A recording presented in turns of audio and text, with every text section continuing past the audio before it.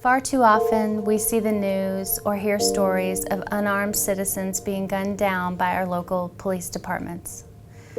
Unfortunately, this story is one I know all too well, because one young man in particular was shot and killed by Grand Prairie, Texas police officer Wesley Bement on January 24th, 2013.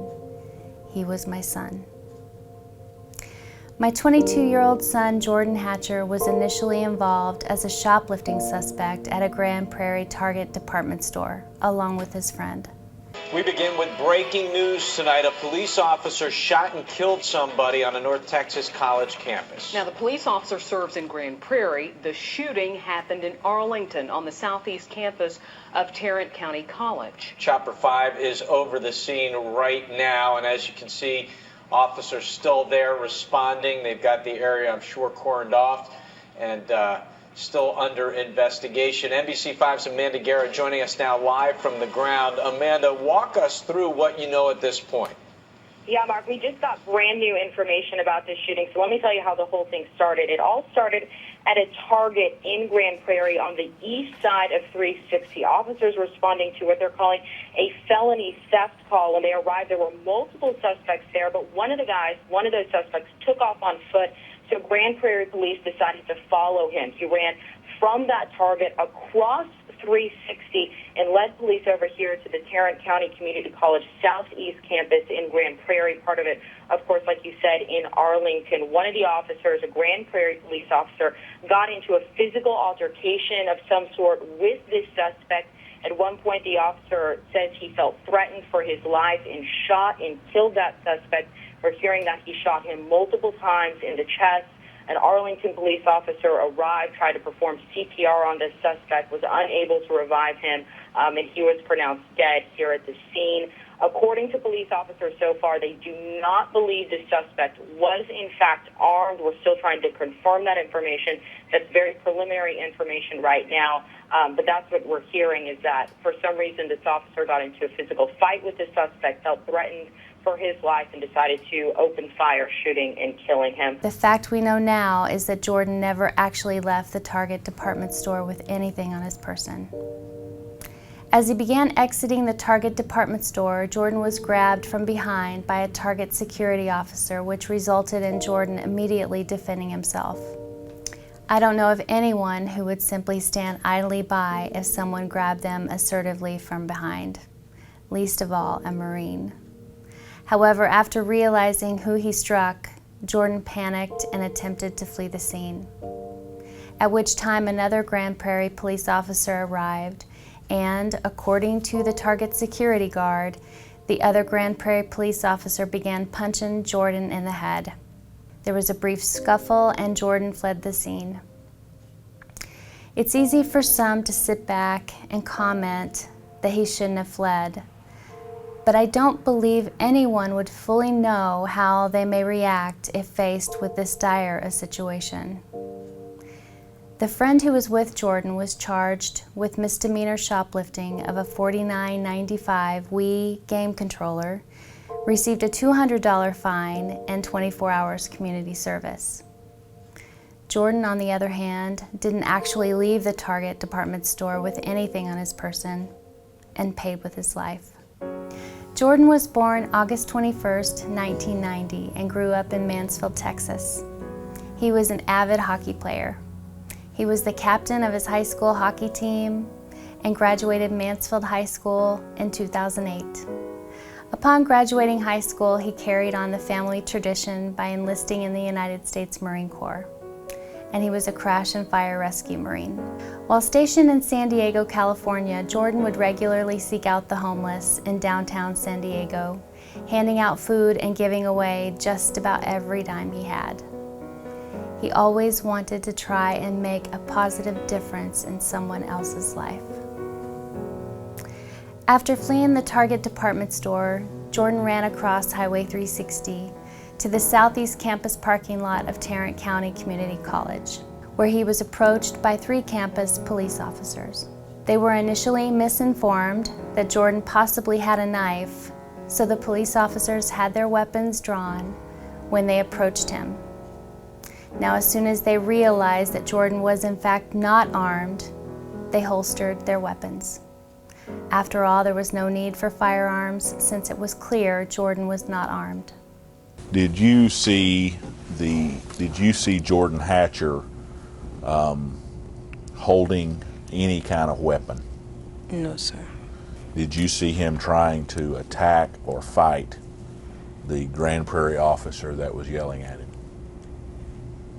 No, sir. I never recall him ever having physical contact with either of the officers. And it looks like you reholstered your gun when you got there. Yes. At this point now, there are 5 TCC campus police officers surrounding Jordan, and they were, according to one of the officers, effectively handling the situation. I'm going to go to the next paragraph. Well, I'm going to ask you this. When you approached Jordan Hatcher and Lechowitz and Dorsey were there, did you see him displaying any weapon? Did you see Hatcher display any sort of weapon? As I was approaching, I couldn't tell. As I got closer and actually on scene, it was apparent that he did not have a weapon in his hands. I was able to see 2 hands without an object in them. And it looks like here when you approached him, you say in this last paragraph on that page, he was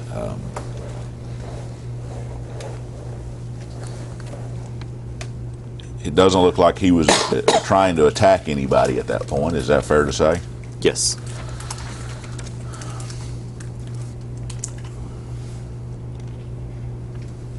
And it looks like you holstered your duty weapon at that time.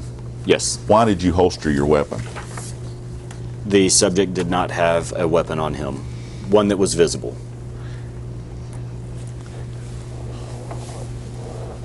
So when at that point, you, from your experience and training, you decided that you weren't going to need that deadly force at that point. Yes. At the time you holstered your weapon, how many officers were present in the presence of their trying to apprehend Mr. Hatcher? When I holstered my weapon, I think everybody who was present at the scene during the time the subject was shot, I think everybody was present at that point. And that would be Sergeant Jeffries, Officer Bement, Officer Denson, Officer Lahovich, and Corporal Dorsey. And yourself? And myself, yes. Okay. So that'd be a total of 6 officers. Yes. Officer Bement showed up on the scene, and within a matter of seconds, and without any warning whatsoever, shot my unarmed son. He shot my son not once, but 4 times. The media stated Jordan gained access to a police officer's taser. As stated previously, Grand Prairie Police Department was dispatched to a theft call at a local department store, The Target, over at Camp Wisdom and Highway 360. The call came in and stated there were 2 suspects at the location that were involved in a theft. When Grand Prairie officers arrived at the location, one of the suspects was taken into custody. The other suspect, which was involved in this incident that we have here in Arlington, actually struggled with officers at the original call location at the Target. During that struggle, the suspect was able to break free from the Grand Prairie officers and ran on foot trying to flee. Grand Prairie Police Department then notified Arlington Police Department and requested our assistance in apprehending the suspect. Grand Prairie Police Department and also officers from the Tarrant County College arrived on the scene here in the parking lot where the suspect ran to. At that point, Arlington officers were not on scene yet. There was another physical altercation between officers and the suspect. During this physical altercation, the suspect was able to gain control of one of the officer's tasers. After that occurred, the Grand Prairie officer did shoot the suspect in fear of his safety and the safety of the other officers since the suspect had gained control of the taser. This was also not a proven fact.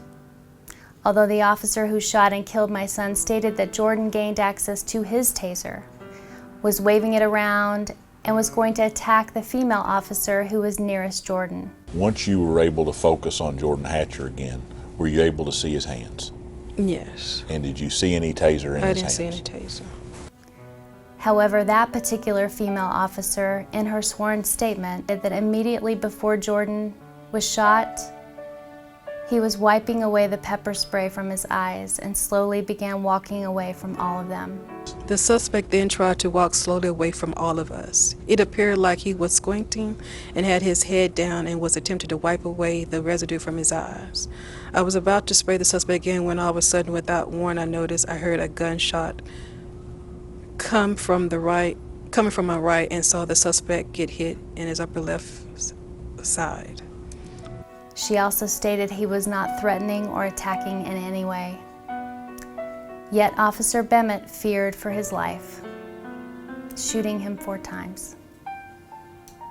The next paragraph, the suspect then tried to walk slowly away from all of us. It appeared like he was squinting and had his head down and was attempting to wipe away the residue from his eyes. Do you remember that? No. Do you have any reason to believe that Miss who indicated she was very close proximity would have had any reason to not be truthful about that? No. I was about to spray the suspect again when all of a sudden, without any warning or notice, I heard a gunshot come from my right and saw the suspect get hit in the upper left side. Is the upper left side consistent with where you believe you shot Mr. Hatcher the first time in the chest? I thought it was the other side, but I don't. It could be. It was happening pretty fast. Miss indicated that the suspect flung his arm backwards. Do you remember that? No. She also saw blood coming out of his chest. Did you see that? Yes. She says she was startled and started backing up. Do you remember seeing backing away? She'd been backing before that. Now, she doesn't say anywhere in here that he was advancing on her or trying to attack her. Do you know any reason she wouldn't have noticed that? No. Do you think she would have been in a good position to notice if he would have been advancing or trying to attack her? Yes. She says, I looked towards my right to see who was firing and saw Grand Prairie Police Department officers pointing his pistol in the direction of the suspect and me. The suspect seemed like he was starting to fall backwards in my direction. While I was backing up, I heard 2 more shots being fired. Do you remember Mr. Hatcher backing up when you fired shots 2 and 3? No, sir. I heard 2 more shots being fired, and I was thinking, why is he still shooting? As I was so close to the suspect. Do you remember considering a situation where Miss might have been in your line of fire? She was not in my line of fire. She says, I was worried about getting shot. I backed up so quickly that I lost my balance and fell backwards to the ground. Is that accurate from your recollection? No. Do you know why she fell?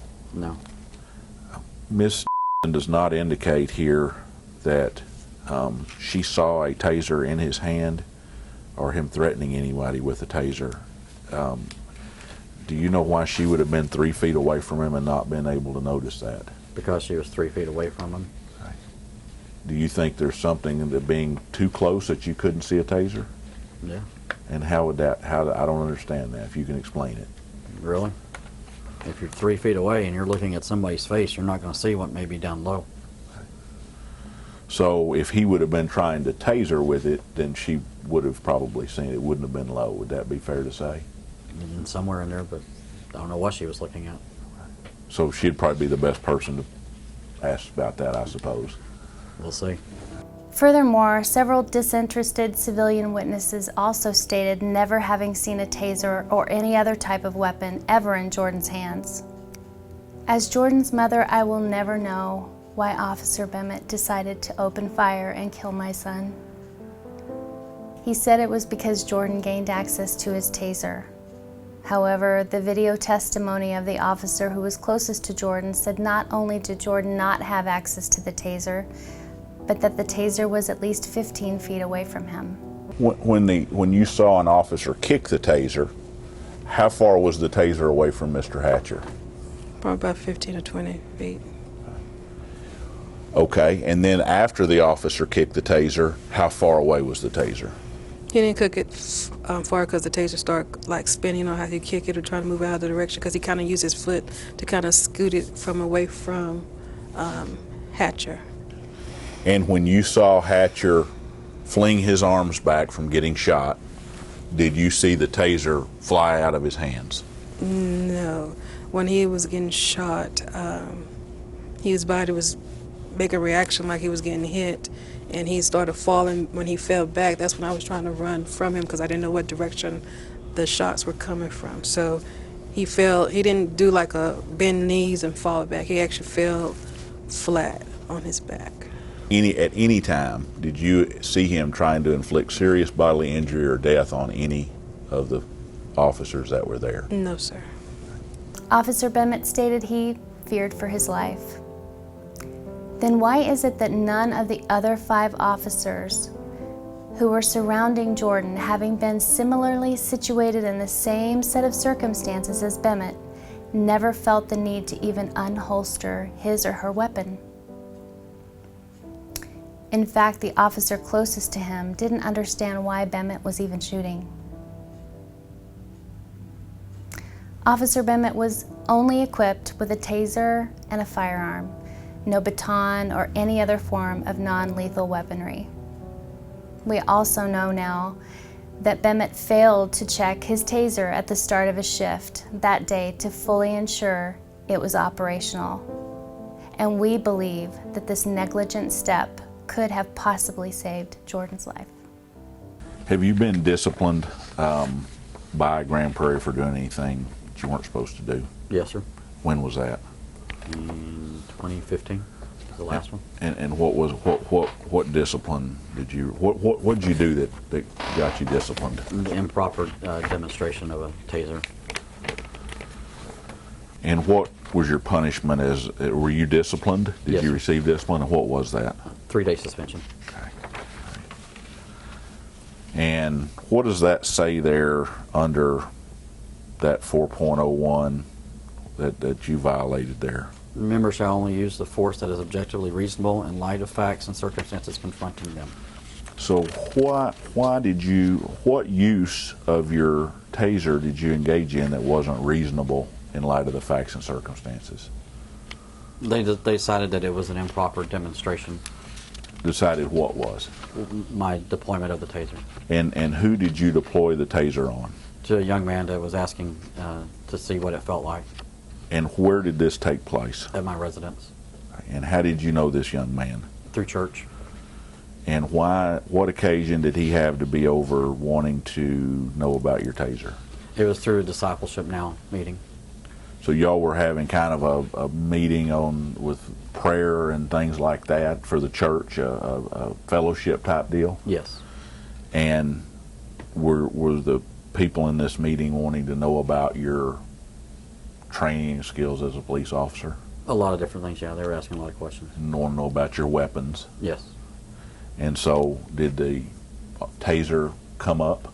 Yes. And what did you tell these folks that were at your house? What do you mean?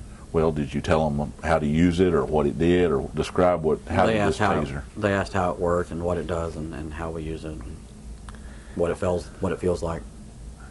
And what did you tell them? I told them it felt like somebody hitting you with a sledgehammer as hard as you can in 2 different points of your body at the same time. And did you offer to demonstrate on one of these people how this taser worked? I didn't offer to. One young man asked if he could see what it felt like. And what did you say in response? I told him yes. Okay. This officer attempted to have our case thrown out time and time again, claiming qualified immunity. However, our case went all the way to the U.S. Court of Appeals for the Fifth Circuit. And even the U.S. Court of Appeals for the Fifth Circuit believed we presented a genuine dispute of material fact.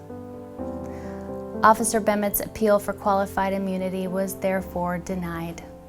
The public record document filed states, and I quote, "This court rejected the officer's claim of qualified immunity because there was a genuine material dispute regarding whether the suspect nevertheless posed a threat at the time of the shooting. A similar material factual dispute exists here. If Hatcher was bent over, squinting, wiping pepper spray from his eyes, and slowly walking away from all the officers, then it would be unreasonable for Bement to believe that he posed a threat. Accordingly, Hatcher's estate has presented a genuine dispute of material fact, precluding summary judgment. For the foregoing reasons, we affirm the decision of the District Court and remand for further proceedings consistent with this opinion. After a nearly 5-year-long federal excessive force, wrongful death, and human rights violation battle with the City of Grand Prairie and Grand Prairie Police Officer Wesley Bement, this case just recently settled out of federal court prior to going to trial. It settled for the city's insurance deductible, which equates the value of my son's life to lifelong lunch money. If but one life could be saved simply by requiring police officer training to include candidates sitting with families and victims of police brutality, then wouldn't that be worth it? They need to see what actually happens to families when they choose to recklessly pull the trigger and shoot. Having that improvement process in mind, I requested that the Grand Prairie Police Department modify their police training to include much-needed grief counseling, counseling with victims' families of police brutality.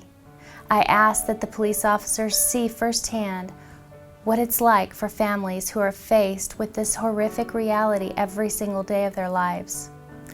Their response was no. I also asked that Officer Bement be required to attend grief counseling sessions of victims. Their response was no. One may think they would want to prove to tax-paying citizens that they are fully committed to doing everything possible to ensure the very best for their officers and citizens alike. Apparently, I was mistaken. One very important note I would like to bring to attention is that the officer who truly stood up for my son, the one who was shocked as to what happened, as to why Officer Bement would have shot and killed my son, described something inconceivable to me. Her initial statement of what happened that tragic day was somehow modified. Mr. Jeffrey's making a big deal that one of these was signed under oath, under penalty of perjury. Do you feel threatened by the way you're being asked that question, as you're being threatened with perjury in this case, the way that's been asked? I was raised on a standard, and I still, as of today, being 42 years old, that I give the truth and I tell you the truth. I'm not afraid of telling the truth. It falls, it falls. What I mean by falling, that if you don't like it, I can't help that, but I'm just going to tell you the truth, what I recall at the incident. And when I saw something that's different, I'm not afraid to confront confrontation or anything like that, but when I saw things were a little bit different, and when you was asking me questions, it's been a while, it's been like, maybe 3 or 4 years and so, that I was trying to recall, but I didn't have time to read over. But I remember doing this because I stayed up, and my attorney told me to get some relax because I couldn't sleep for 2 or 3 days after the incident. It did do something to me. But right now, because I'm not a person who will lie, I'm going to tell you the truth. I have no problem with that. You wrote this voluntary witness statement. Yes, sir. You wrote that yourself? Yes, sir. Did you write that on your computer? Yes. I wrote it on a piece of paper, and then my computer was down at the time, so my attorney went handwritten, and I went back over and I gave him my handwritten and everything. Yeah. So your attorney at the time was the Cleat attorney? Yes, sir. And you gave him a handwritten out statement that is typed and up. I typed it up, yeah. I gave him 2 things, yeah. Did you type this, or did your Cleat attorney type it? I think I remember typing it. Okay. Yeah. Now, and this was soon after the shooting, this voluntary witness statement? Yeah, because I couldn't sleep. I don't know who had, I don't remember who set this one up. You don't know who wrote this? I don't know if it came from my attorney or from Cleat, but I never met the other attorneys, whoever. And who is that? What are you saying there? I'm with Cleat. Okay. Yeah, but I don't recall the declaration. I remember submitting this, but as for this, if I signed it, I signed it, but I just... You don't know if the Cleat attorney prepared this document that is instead of the voluntary witness statement, it has the style of the case at the top. Yeah. You don't know who prepared that. Well, here it says the United States, but no.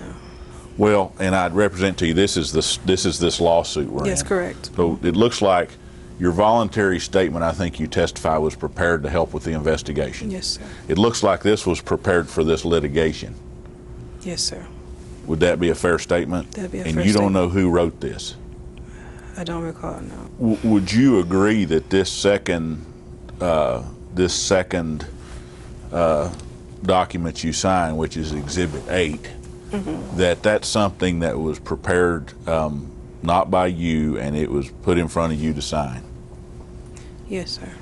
And would you agree that this Exhibit 8 is not accurate as to what you have from your memory of what happened? Yes, sir. It was modified in a way to indicate there was really no wrongdoing by Officer Bement. But modified by whom? She plainly stated she did not alter the document. So who did? And more importantly, why? In a society in which nearly everything is being videotaped, you mean to tell me that the entire time this homicide transpired in a college campus parking lot, while class was in session with college students peering out the windows or standing in the parking lot to watch this entire incident, that not a single cell phone video surfaced to show what happened? Not one that we have ever been made aware of. And out of all of the campus video cameras actively working that day, not one offered a clear view of what happened. Not one. Seems strange? I think so. The bottom line is this. It is unfathomable that an estimated 45-second interaction from start to finish with an unarmed young man who was suspected of shoplifting a weed controller should be brutally killed. It's unconscionable that people actually get away with murder in our country, but they do. Please don't mistake my resentment for this particular police officer to reflect disrespectfully upon the broader audience of police officers. I have friends and family members who are respectable police officers, and I firmly back the blue in most cases, but not in this case. My family and I are extremely grateful for all of the prayers, love, and support throughout this entire process. I am grateful to our team of attorneys who unwaveringly persisted to stand up for us and for Jordan. The question I need to have answered is, who will stand up for the victims of police brutality and murderous civil rights violations? Who is going to be the one who will be their voice when they no longer have one? When is our local, state, and federal government going to hear us? I want to bring awareness to this case. Some very disturbing facts just don't seem to add up here. However, it is of paramount importance to me that this be done the correct way, without violence and without protest. Make no mistake, I will not be bullied. I will not be intimidated. I will not be stared down. My unarmed son was killed by Grand Prairie, Texas police officer Wesley Bement on January 24th, 2013, and he was not punished. These are the facts.